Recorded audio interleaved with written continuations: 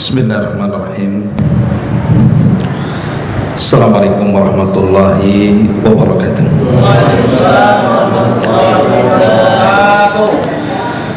Alhamdulillah wassalatu wassalamu ala rasulillah wa ala alihi wa sahbihi wa mawala wa la hawla wa la quwata illa billahi wa ba'd. Alhamdulillah, segala puja dan puji hanya milik Allah subhanahu wa ta'ala. Salawat dan juga iringan salam kita hadiahkan kepada Rasul kita Nabi besar Muhammad sallallahu alaihi wa ala alihi wasallam. Pembahasan kita di malam hari ini, sebagaimana yang sudah kita sepakati, kita akan membahas tentang silsilah tafsir dari surah-surah pendek dalam juz Amma.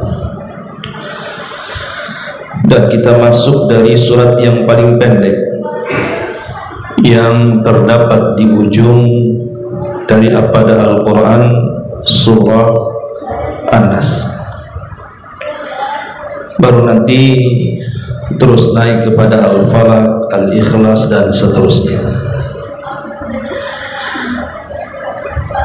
Bagus juga memilih tema membahas surah-surah pendek dalam juz Amma, karena surat-surat pendek dalam juz Amma itu umumnya kita hafal dan biasa kita baca dalam sholat-sholat kita, sehingga memahaminya tentu sangat membantu bacaan-bacaan sholat yang kita baca. Karena bagaimanapun kalau kita memahami isi surat yang kita baca dalam sholat, itu salah satu penambah kekhusyuan sholat kita, sehingga kita tidak disibukkan dengan perkara yang lainnya.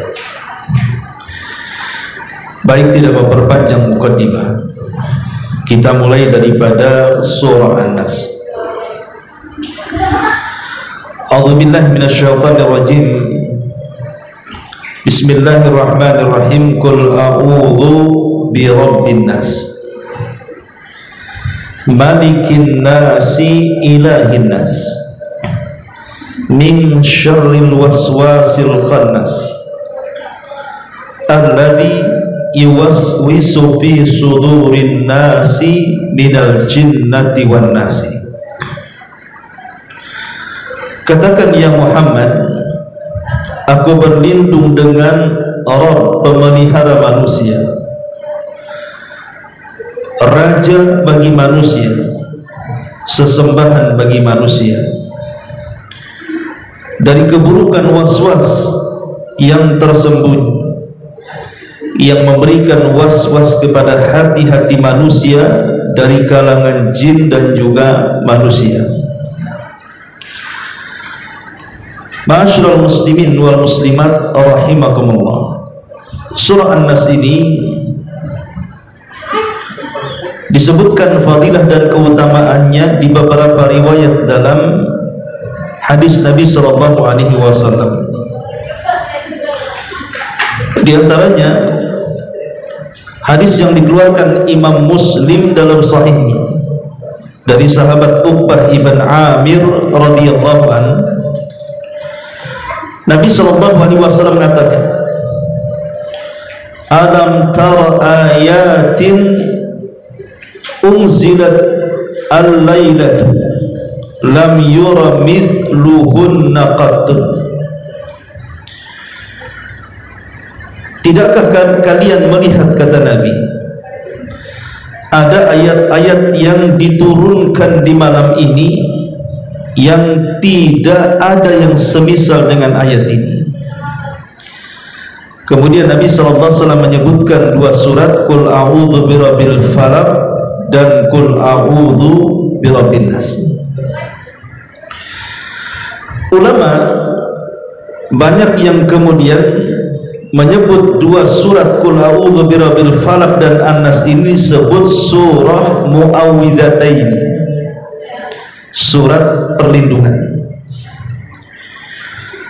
Sebelum dua surat ini turun, Nabi SAW terkadang berdoa dengan macam-macam doa untuk membentengi diri dari was-was daripada syaitan. Tapi setelah turunnya dua surat ini, maka Nabi SAW kemudian mengganti seluruh doa-doa dengan cukup membaca dua surat ini. Makanya kemudian dua surat ini disebut dua surat perlindungan. Apabila seorang muslim membacanya sebelum tidur, maka setan tidak mungkin mendekati dia sampai dia bangun. Berdasarkan hadis Aisyah Ummul Mukminin radhiyallahu anha, Nabi mengatakan, "Idza awa ila firashihi kulla lailatin jama'a kaffaihi fa nafatha fihima faqara'a fihima qul huwallahu ahad, qul a'udzu birabbil falaq, qul a'udzu birabbin nas, thumma yamsah bihima mastata'a min jasadihi yabda'u bihima ala ra'sihi wa wajhi wa ma aqbala min jasadihi." Aisyah radhiyallahu anha mengatakan, Nabi kalau dia masuk kepada pembaringannya, maksudnya hendak tidur setiap malam, maka beliau kemudian meletakkan seperti ini kedua telapak tangannya, kemudian membaca 3 qul huwallahu, qul a'udzu birabbin nas, dan qul a'udzu birabbil falaq. Setelah itu dia mengusap dengan tangannya sebisa dia sekujur badannya dari kepala sampai kaki. Untuk apa gunanya? Untuk menghindarkan kita dari gangguan setan selama tidur. Karena terkadang setan masuk dalam tidur kita itu kemudian membuat mimpi-mimpi yang menakutkan, ataupun sengaja kemudian mengencingi telinga kita sehingga kita lewat sholat subuh atau tidak bangun di sepertiga malam untuk tahajud. Karena ketika setan itu datang kepada kita setiap kita hendak tidur, maka dia akan mengikat di tengkuk kita 3 ikatan. Ikatan-ikatan inilah yang membuat kita malas bangun. Makanya kalau kita membaca 3 qul sebelum tidur, maka itu salah satu daripada perlindungan kita dari godaan syaitan. Ma'asyiral muslimin wal muslimat rahimani wa rahimakumullah. Dan banyak lagi keistimewaan daripada surah Qul A'udzu Birabbin Nas ini. Adapun asbab nuzulnya, kenapa surat ini sampai turun? Al-Imam Al-Baihaqi menyebutkan dalam kitabnya Dalaili An-Nubuwah. Jadi Nabi SAW satu hari dia terkena sihir oleh sihir seorang keturunan Yahudi namanya Labid ibn A'sam. Karena orang-orang Yahudi itu dari zaman ke zaman, sejak zaman Bani Israel, mereka suka membunuh para nabi. Dan itu dikatakan dalam Al-Quran, yaqtulunal anbiya bighairi haq. Mereka suka membunuh para nabi tanpa alasan. Lihat Zakaria dipenggal lehernya oleh siapa? Yahudi. Kemudian Nabi Yahya juga sama, dibunuh orang Yahudi. Bahkan kalau Isa tidak diangkat ke langit, tentu dia pun menjadi sasaran pembunuhan Yahudi. Lah Nabi SAW juga sama, berkali-kali ujian pembunuhan ketika Rasul hijrah dari Mekah ke Madinah, namun selalu gagal. Lah salah satu rencana Yahudi membunuh Rasul adalah dengan cara menyihir beliau, karena orang-orang Yahudi terkenal sihirnya. Tetapi setiap kali menyihir Rasul gagal, karena Allah melindungi Nabi SAW sampai satu hari mereka mendengar ada satu keluarga memiliki keahlian sihir yang luar biasa, yang kalau menyihir jarang gagal. Itulah keluarga Labid ibn A'sam, keluarga penyihir. Maka para pembesar Yahudi datang kepada Labid ibn Asam, kemudian melakukan transaksi. Mereka siap membayar sekian dan sekian kalau Labid ibn Asam dan keluarganya bisa menyihir Nabi. Setelah disepakati, maka Labid ibn Asam kemudian menyuruh putri-putrinya untuk mencuri buhul. Maka mereka pun berpura-pura bertamu ke rumah Nabi SAW, kemudian mengambil sisir Nabi yang kebetulan ketika itu terbalut ada 11 ikat rambut Nabi SAW yang terlilit dalam sisir itu. Itulah yang dijadikan buhulnya. Setelah berhasil kemudian mengambil sisir dengan rambut Nabi SAW, maka kemudian oleh Labid ibn Asam buhul itu diletakkan di sebuah sumur namanya Ranunah. Sumur Ranunah. Sumur itu masih ada, bahkan oleh warga Madinah. Sumur itu kemudian dipagari sampai sekarang. Jadi mereka mengatakan itu sumur angker karena disitulah Rasulullah SAW disihir dengan meletakkan buhul di sumur itu. Sampai sekarang ada sumurnya.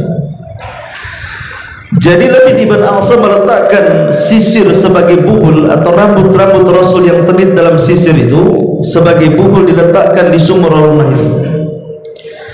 Maka mulailah kemudian Labid ibn Asam beraksi dengan mantra-mantra syaitannya. Subhanallah, rupanya sihir itu berpengaruh kepada Nabi. Tapi ingat, berpengaruh kepada fisik Nabi, tapi tidak berpengaruh kepada wahyunya. Hanya fisiknya saja. Wahyu tidak berpengaruh. Rasul tidak jadi gila ataupun hilang akal gara-gara disihir, tidak. Cuman fisiknya melemah. Dan itu terjadi sampai 6 bulan. Jadi pengaruh sihir Labid bin Asam itu terjadi sampai 6 bulan lamanya. Sampai Aisyah radhiyallahu anha curiga dengan kondisi Nabi SAW. Kemudian Aisyah menyarankan, bagaimana kalau seandainya engkau wahai Muhammad suamiku meminta fatwa kepada Allah, mungkin kondisimu akan membaik. Maka setelah kemudian mendapatkan ide daripada Ummul Mukminin Aisyah radhiyallahu anha agar Nabi SAW meminta fatwa kepada Allah Subhanahu wa taala, maka di malam itu ba'da Isya Nabi terus melaksanakan salat, berdoa dan bermunajat kepada Allah Subhanahu wa taala, kira-kira apa yang terjadi dengan fisiknya. Akhirnya kemudian Rasul sallallahu alaihi wasallam beribadah terus sepanjang malam sampai mendekati waktu fajar.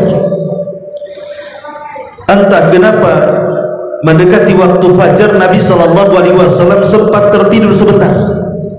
Saat tertidur itulah turun malaikat Jibril dan satu malaikat lainnya.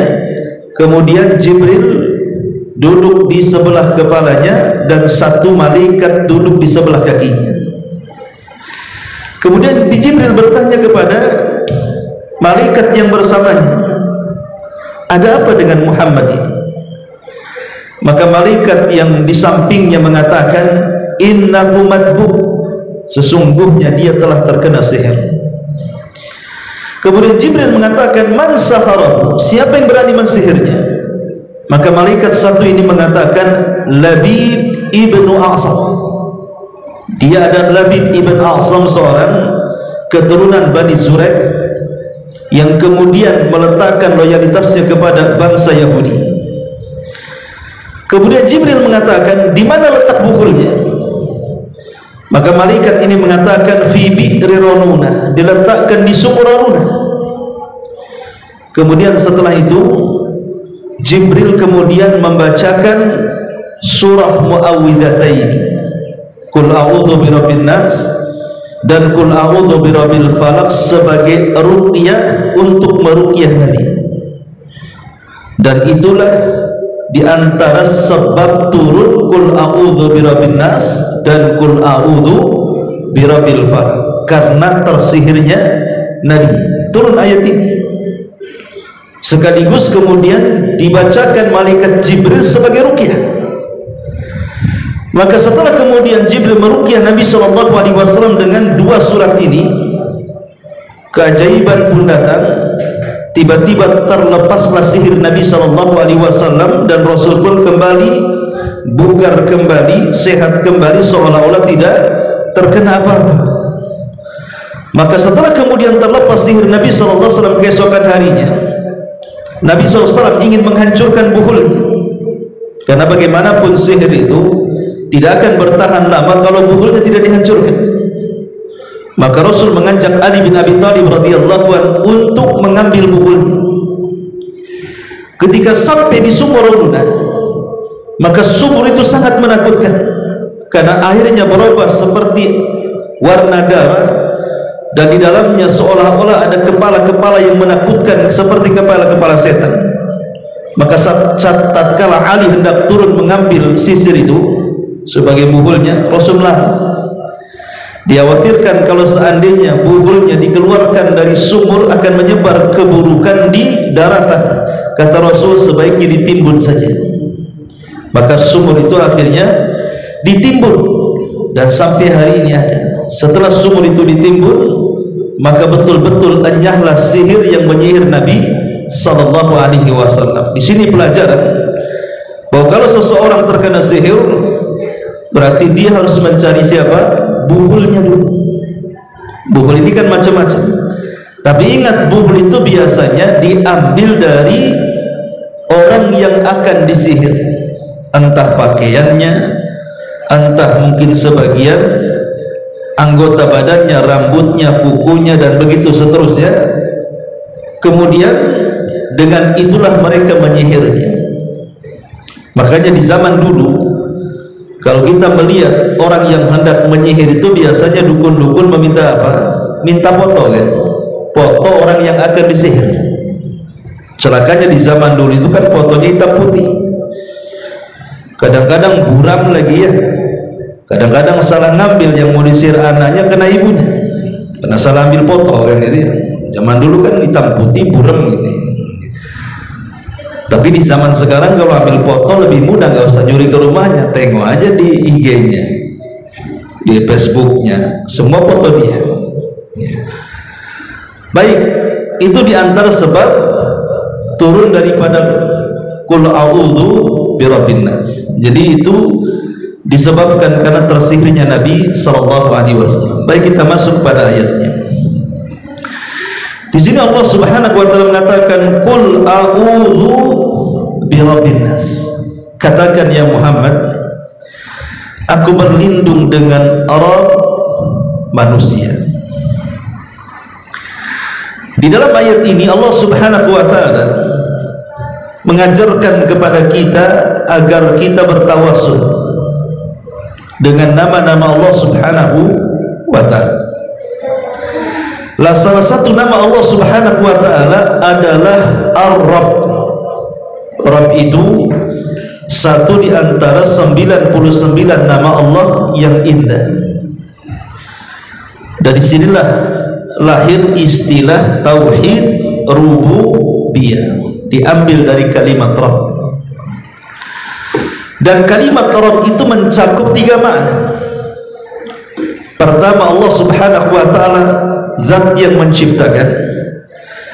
Yang kedua, Allah Subhanahu wa taala zat yang menguasai.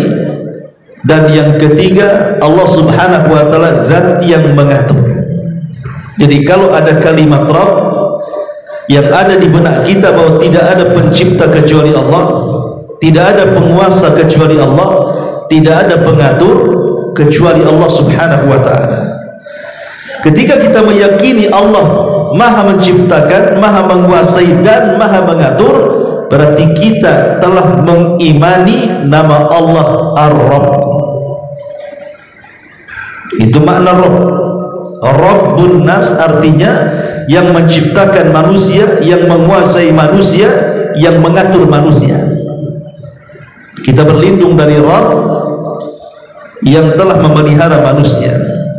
Kemudian Allah mengatakan, Qul a'udzu birabbin nas, malikin nas, raja manusia. Malikin nas, raja manusia.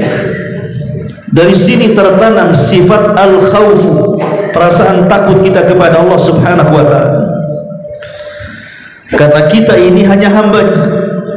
Di hadapan raja kita harus takut kepadanya, karena dia adalah raja manusia. Maka tertanam sifat takut dalam hati kita. Saat kehancuran alam semesta, kita tahu bahwa antara tiupan pertama dengan kedua itu jaraknya 40. Bisa 40 bulan, bisa 40 tahun, bisa 40 hari, wallahu alam. Yang jelas 40. Lah saat trompet pertama ke kedua itulah tengah-tengahnya terjadi kehancuran alam semesta. Disitulah bumi digoncangkan, kemudian gunung dicabut, diterbangkan, kemudian ditubruk-tubrukkan seperti kapas, kemudian air lautan ditumpahkan ke daratan, kemudian bintang dijatuh-jatuhkan, kemudian langit digulung, kemudian bulan dan matahari disatukan. Disitulah kehancuran. Dan Allah subhanahu wa ta'ala binasakan semua makhluk yang berakal, mulai daripada malaikat, jin dan manusia, sehingga tidak ada manusia, bahkan tidak ada alam semesta kecuali dihancurkannya. Saat kemudian tidak ada lagi makhluk kecuali hanya ada Khalik, sang pencipta, dan makhluk-makhluk yang dikecualikan untuk dihancurkan, maka Allah subhanahu wa ta'ala bertitah di situ dan mengatakan, aina mulukud dunia, di mana raja-raja dunia itu? Ainal mutakabbirun, mana orang-orang yang sombong itu? Ainal jabbarun, mana orang-orang yang congkak saat berkuasa itu? Mana Fir'aun, mana Namrud, mana raja-raja zalim? Allah tantang ketika itu, tapi tidak ada yang menjawab karena semua raja-raja sudah binasa. Bahkan jin dan malaikat pun dibinasakan Allah subhanahu wa ta'ala. Yang ada hanya Allah sendirian yang berteriak, aina mulukud dunya, ainal mutakabbirun, ainal jabbarun. Di mana raja-raja dunia? Di mana orang-orang yang sombong dan congkak itu? Tidak ada yang jawab. Maka ketika itu Allah subhanahu wa ta'ala menjawab pertanyaan dirinya sendiri dan mengatakan, anal malik, sayalah raja, sayalah raja, lillahil wahidil qahar, hanya kepunyaan Allah lah kekuasaan dan kekuatan. Itulah makna daripada malikin nas, bahwa dia adalah raja bagi manusia, bahkan raja bagi seluruh alam semesta. Makanya kalau kita mendengar istilah raja, tertanam sifat al-khawfu, rasa takut yang mendalam pada hati kita. Malikin nas. Kemudian yang ketiga Allah mengatakan ilahin nas, sesembahan manusia. Setelah Allah subhanahu wa ta'ala memukaddimahi dengan dua nama Allah subhanahu wa ta'ala, Rabb dan juga Malik, maka Allah subhanahu wa ta'ala pertegas dengan kalimat ilah. Ilah itu artinya zat yang maha berhak untuk disembah. Kenapa kemudian Allah subhanahu wa ta'ala mendahulukan kalimat rububiyah Rabb kemudian bicara soal uluhiyah? Karena kalau orang sudah meyakini Allah itu Rabb, maka sudah seharusnya dia meyakini Allah itu ilah.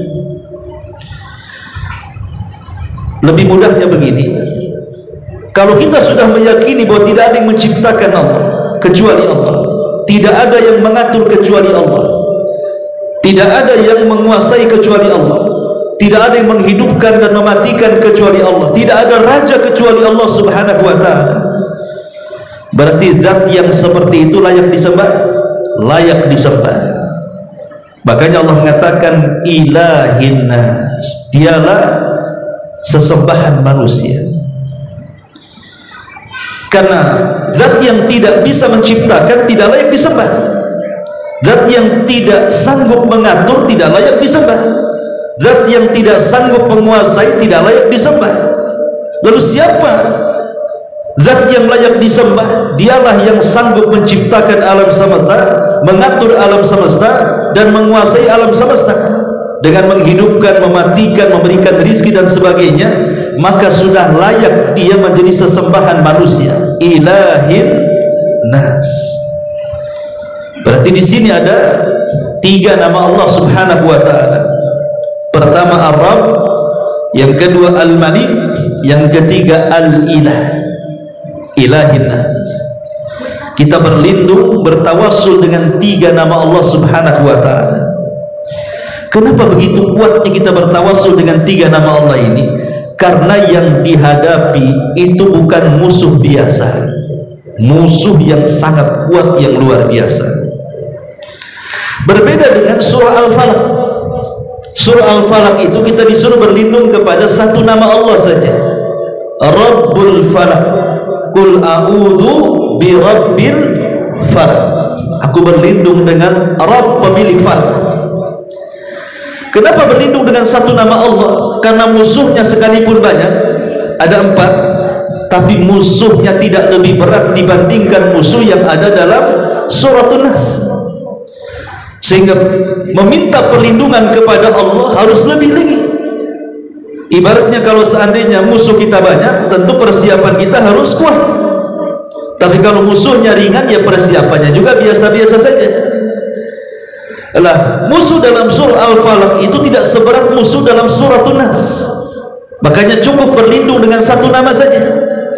Tapi dalam An-Nas ini musuhnya berat. Makanya berlindung dengan 3 nama, supaya kita betul-betul mendapatkan perlindungan Allah Subhanahu wa taala. Apa musuhnya? Musuhnya tidak jauh daripada badan kita. Kalau dalam Suratul Falaq itu semua musuhnya di luar, jauh dari badan kita. Tapi dalam Suratul Nas itu musuhnya melekat pada badan kita, tidak bisa dihilangkan, hanya bisa ditundukkan saja. Kalau musuh dalam Suratul Al-Falaq bisa kita hilangkan, bisa kita musnahkan. Tapi musuh dalam Suratul Nas itu tidak bisa kita hilangkan, tidak bisa kita musnahkan, hanya bisa ditekan saja, hanya bisa ditundukkan saja. Apa musuhnya? Allah Subhanahu wa taala mengatakan, min syarril waswasil khannas alladzi waswisu fi sudurin nas. Dari keburukan waswas yang tersembunyi, yang memberikan waswas kepada hati-hati manusia, itulah yang disebut dengan hawa nafsu namanya. Jadi musuh dalam Qul a'udzu birabbin nas ini bicara soal hawa nafsu. Itulah musuh kita. Lah, hawa nafsu itu tidak bisa dihilangkan. Karena Allah Subhanahu wa taala letakkan hawa nafsu itu di setiap jantung manusia. Kalau seandainya kita hilangkan jantung kita, mati kita. Kita tidak mungkin menghilangkan jantung kita. Yang ada hanya menekan jantung kita supaya hawa nafsu ini tidak merajalela. Lah, inilah yang kemudian menjadikan setiap manusia itu berbuat jahat, karena dorongan waswas hawa nafsu yang memerintahkan kepada keburukan. Allah Subhanahu wa taala berfirman, innan nafsa la ammaratun bisu. Sesungguhnya jiwa ini terkadang memerintahkan manusia untuk melakukan keburukan. Dan tidaklah jiwa manusia itu memerintahkan kepada keburukan kecuali karena ada was-was yang ada dalam dada kita. Siapa yang ngasih was-was? Syaitan, yang disebut dengan qarin. Setiap manusia punya qarin, dan itu tidak mungkin lepas dari badan kita kecuali setelah kematian kita. Kalau kita masih hidup, sejak kita dilahirkan sampai kita diwafatkan, maka qarin itu tidak mungkin lepas dari badan kita. Makanya saat Aisyah radhiyallahu anha cemburu dengan Nabi sallallahu alaihi wasallam gara-gara di satu malam giliran beliau, Rasul keluar.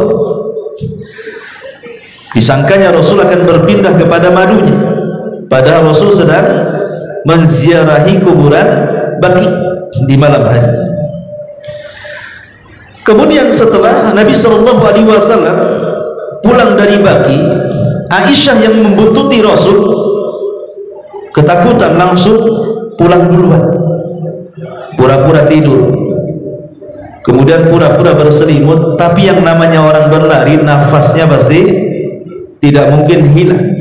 Orang baru lari masuk kamar tidur, dikasih selimut, Rasul datang, ya nafasnya nggak bisa disembunyikan, ngos-ngosannya kan. Makanya Rasul mengatakan, ya Aisyah, ceritakan apa yang terjadi atau Allah memberitahu. Aisyah radhiyallahu anha ya bercerita, aku kira kau datang ke istri-istrimu yang lainnya, wanita cemburu biasa. Kata Nabi Shallallahu Alaihi Wasallam, ada apa dengan syaitanmu wahai Aisyah? Ada apa dengan setanmu? Maksudnya bukan Aisyah setan, ada apa dengan qarinmu itu? Kata Aisyah, apakah setiap orang ada setannya wahai Rasul? Kata Rasul, ya. Termasuk anda wahai Rasul? Kata Rasul, ya. Tetapi setan yang ada pada diriku sudah kutundukkan. Ada yang mengatakan sudah kujadikan dia Islam, ada yang mengatakan sudah kutundukkan, maksudnya tidak bisa macam-macam. Dari hadis ini menunjukkan bahwa setiap manusia itu ada setannya. Itu yang disebut dengan qarin. Qarin inilah yang kemudian mengompor-ngompori hawa nafsu kita ini supaya berbuat jahat. Itu yang disebut dengan waswasil khannas. Qarin yang tersembunyi, yang memberikan waswas kepada jiwa kita itu untuk berbuat jahat. Maka hawa nafsu akhirnya menciptakan keburukan dan memerintahkan untuk melakukan keburukan. Ma'asyiral muslimin wal muslimat rahimani wa rahimakumullah. Lah, kita tahu bahwa waswas syaitan ini disebutkan oleh para ulama banyak sekali yang ditimbulkan dari waswas ini. Apa saja? Pertama, al-ghadab. Gara-gara waswas ini orang bisa marah tak terkendali. Kan ada orang marah tidak terkendali itu. Kadang-kadang kalau sudah marah mata melotot, urat leher kencang, suara memeki, kalimat yang keluar tidak terkontrol. Kadang-kadang yang diucapkan dia sendiri tidak tahu kenapa bisa keluar. Orang yang tidak pernah menyebut kalimat binatang saat marah, semua kebun binatang keluar. Orang yang tidak pernah menyebutkan kalimat kasar, laknat, rendah saat marah bisa keluar semuanya. Kenapa bisa demikian? Coba saat marah, karena dorongan was-was kuat. Makanya orang marah itu bisa melakukan apa saja. Terkadang bisa memukul, terkadang bisa menyakiti, terkadang bisa membunuh. Orang marah. Ini yang pertama. Kemudian yang kedua, asyab, karena kekenyangan. Hawa nafsu ini terkadang memberikan waswas kepada kita supaya kita kenyang. Makan banyak, minum banyak, tidur banyak. Supaya apa? Supaya malas untuk ibadah kepada Allah Azza wa Jalla. Orang yang kekenyangan, baik makanan dan minuman, itu mengakibatkan kemalasan kan itu. Akhirnya malas ibadah, bawaannya hanya ngantuk dan tidur. Itu semua adalah was-was dari arah kekenyangan. Makanya dalam Islam itu Rasulullah SAW menganjurkan agar kita berhenti sebelum kenyang dan makan tatkala lapar. Kemudian yang ketiga, al-ajal wa tarku at-ta'anni. Terkadang was-was ini masuk kepada perkara yang harusnya kita ini berhati-hati, kita kerjakan terburu-buru. Makanya ada istilah kata Nabi SAW, al-ajalatu minasyaitan. Tergesa-gesa itu bagian daripada syaitan. Tergesa-gesa. Jadi ada perkara-perkara yang harusnya tidak boleh tergesa-gesa, kita tergesa-gesa. Nah, ini juga bagian daripada was-was. Kemudian yang keempat, al-israful jali fi hubbil mali. Terkadang was-was ini masuk pada perkara harta dengan cara al-israf, berlebihan. dengan cara membelanjakan harta ini kepada yang diharamkan Allah Subhanahu wa taala, atau mungkin dibelanjakan kepada yang halal tetapi berlebihan. Membeli makanan yang cukup sebenarnya 2-3 orang, dia beli satu kampung, akhirnya enggak habis dibuat. Itu was-was daripada setan yang disebut dengan mubatir. Kemudian juga yang kelima, was-was ini masuk pada su'udzan, berburuk sangka kepada orang. Pemanya dagangannya hancur, dagangannya kurang laris, mulai setan datang ngasih was-was. Jangan-jangan tokomu disihir sama orang sebelah. Mulai ngasih buruk sangka tuh. Jangan-jangan orang sebelah rame, kok saya kok sepi. Jangan-jangan dia pula yang sihir toko saya. Dikasihnya kita ini zon yang tidak baik, berburuk sangka, atau mungkin kita sakit. Jangan-jangan saya ini disihir. Ya, jangan-jangan saya disihir. Saya tahu yang nyihir itu, karena selama ini dia nggak baik dengan saya. Jangan-jangan dia pula. Ya. Jadi setan ini masuk pada su'udzan, itu bentuk was-was itu.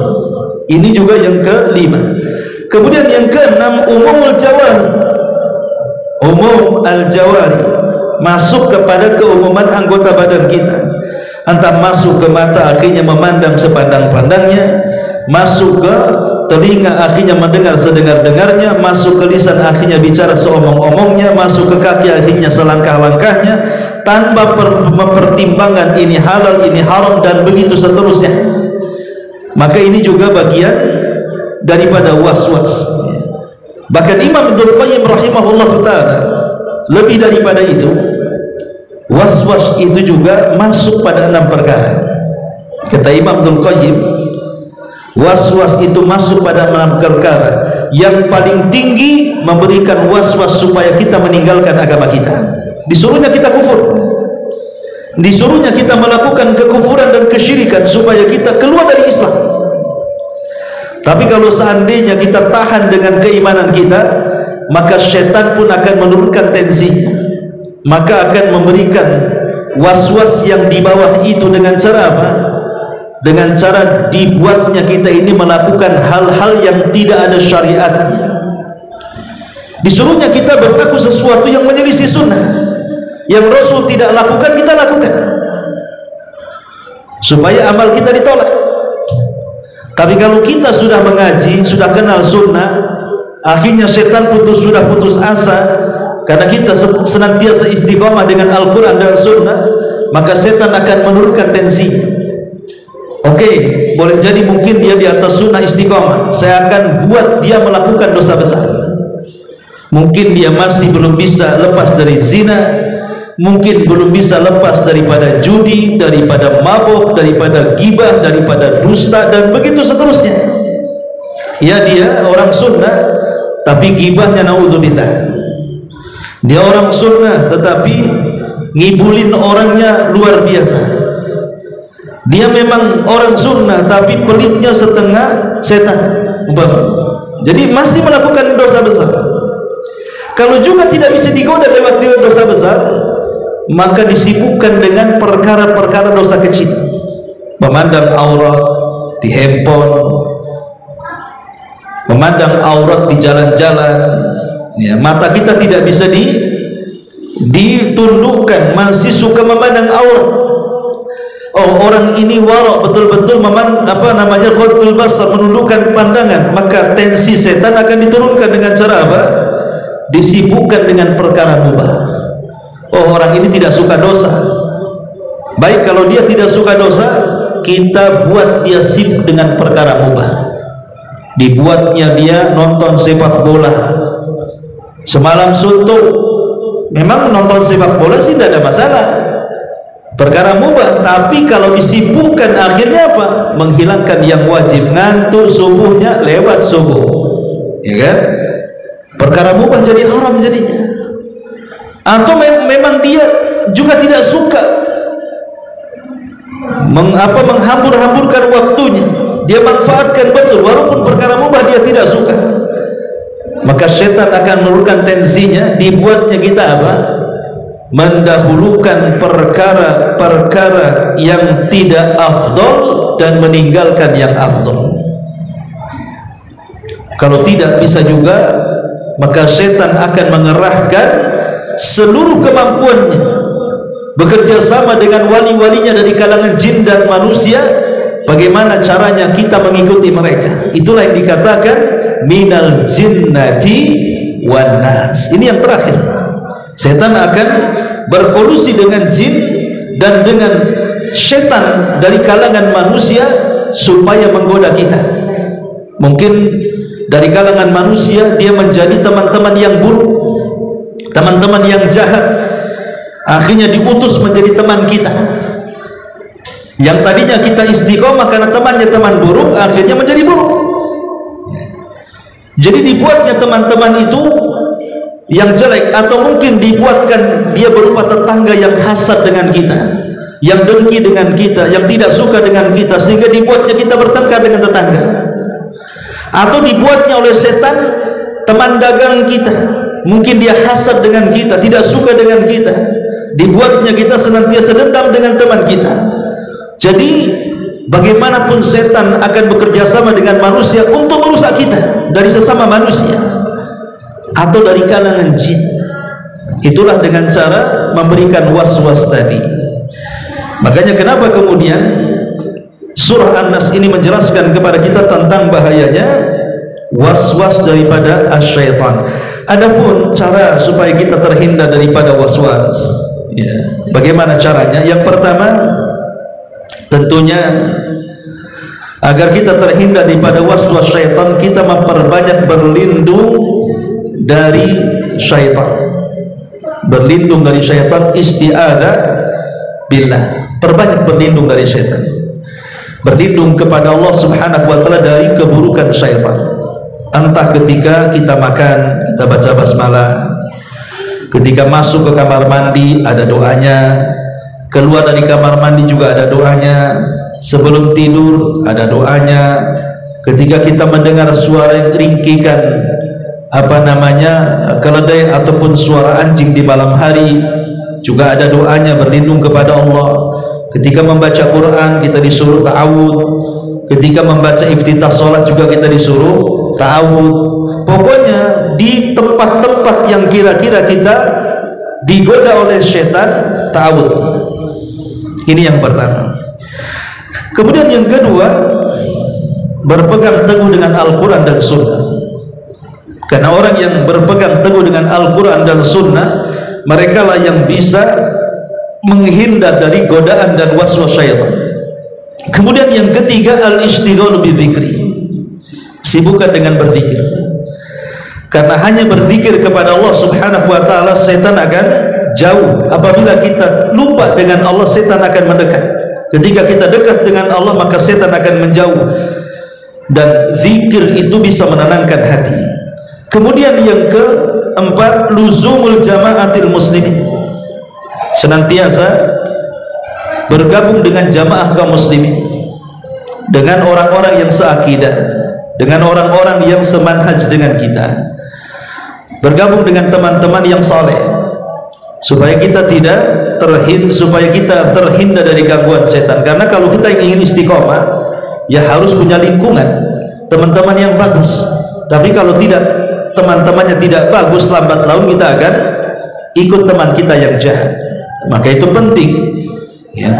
Kemudian juga mukhalifatus syaitan, berusaha untuk menyelisihi tingkah laku syaitan. Seperti dalam sholat namanya kan, ada beberapa duduk yang disebut duduk setan, ya. Tidur setan, muamalah setan, seperti menipu dan lain sebagainya. Pokoknya selisih syaitan. Yang tidak disukai oleh setan, yang disukai setan kita jangan suka. Ya, pokoknya yang disukai setan kita jangan suka, yang disukai setan kita jangan suka, yang tidak disukai setan kita harus suka. Ya, jadi kita harus senantiasa menyelisih setan. Kemudian juga at-taubatu wal istighfar, banyak-banyak tobat dan istighfar, banyak-banyak tobat dan istighfar. Kemudian yang terakhir juga berusaha untuk mengikuti arahan-arahan Nabi SAW di dalam menghindari supaya dekatnya setan kepada kita. Inilah diantara perkara-perkara yang disebutkan oleh para ulama dari tafsir singkat surah An-Nas dan manfaatnya. Sampai di sini. Kalau ada yang bertanya silakan. Kalau tidak kita tutup. Iya. Ketika kita marah dan emosi, Ustaz, sejadi-jadinya, apa yang bisa membuat kita itu redam? Iya, alhamdulillah. Pertama, kalau kita sedang emosi dengan emosi tingkat tinggi, maka pertama yang harus dilakukan pencegahan adalah isti'adzah, berlindung dari setan. Perbanyak ta'awudz. Astagfirullahaladzim, a'udzubillahi minasyaitonir rajim. Jadi itu yang pertama. Yang kedua, pindah posisi. Pindah posisi. Kalau kita marah sebelah situ, pindah ke sini. Atau kalau ruangannya sempit, ketika marahnya berdiri, duduk. Ketika marah duduk, berbaring. Ya. Atau kalau masih juga marah, ambil wudhu. Kata Rasulullah SAW, karena marah itu dari setan. Marah itu dari setan, dan setan itu tercipta dari api, dan api itu hanya bisa padam dengan air, maksudnya dengan wudhu. Maka berwudhu. Kalau tidak bisa juga, maka sholat. Kalau tidak bisa juga, jalan. Tidak usah berhadapan dengan orang, tapi keluar. Kata Nabi, idza ghadiba ahadukum falyakhruj. Kalau salah seorang di antara kalian sedang marah, keluar. Tak marah dengan istrinya, marah dengan tetangganya, marah dengan hindari. Jangan ketemu dulu, keluar dulu sana. Cari angin bahasa kitanya ya. Bagaimana Ali radhiyallahu anhu pernah marah dengan istrinya Fatimah, dia keluar dari rumah kemudian tidur di masjid. Jadi itu diantara langkah-langkah yang disebutkan oleh para ulama untuk meredam marah. Kalau semua langkah juga sudah ditempuh kok masih juga marah, ya dasar pemarah itu. Bisa itu tabiat. Harus dirubah ya. Wallahu a'lam. Ya. Yang lain?